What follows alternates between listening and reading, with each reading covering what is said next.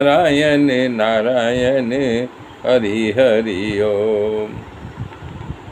तब कैकेयी श्री राम, मैंने कल बोला था, कैकेयी श्री राम जी से कह रही है इनको पुत्र स्नेह आड़े आ रहा है। तुम समझते हो राजा की आज्ञा पालन शिरोधार करके इनके कठिन क्लेश को तुम ही मिटा सकते हो। मतलब कैकेयी जो वरदान मांगा था उसके बारे में कह रही है कि कठिन क्लेश मिटा सकते हो। मैं भरत को राज्य मांगा है, तुम्हें 14 वर्ष तक का वनवास।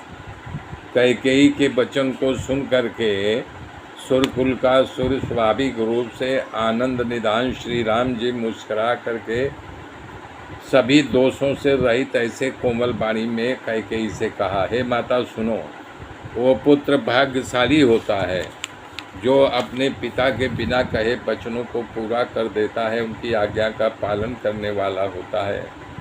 माता पिता को संतुष्ट करने वाला पुत्र है माता, सारे संसार में आजकल दुर्लभ है।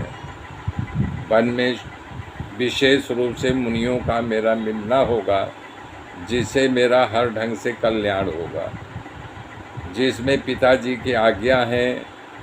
हे जननी, तुम्हारी भी सम्मति भी है और प्राण प्रिय भरत को राज्य मिले, मैं ऐसा चाहता हूँ।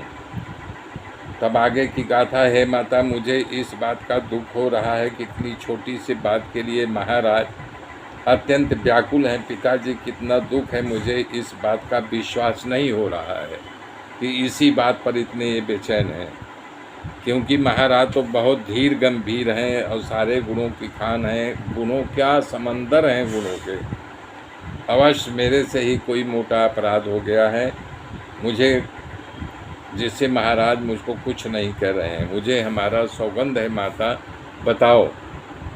तो रघुकुल श्रेष्ठ श्री राम जी के स्वभाव से ही सरल सीधा वचनों को दुर्बुद्धि कैकेयी ने उल्टा ही समझ रही है, क्योंकि वो जिस प्रकार से जल देखने में सीधा होता है लेकिन आड़ा टेढ़ा बहता हुआ नजर आता है, उसी तरह वो इनको सीधा समझ कर श्री राम जी के लक्षण को देख करके हर्षित हो गई, तो बिना कहे तैयार हो गया।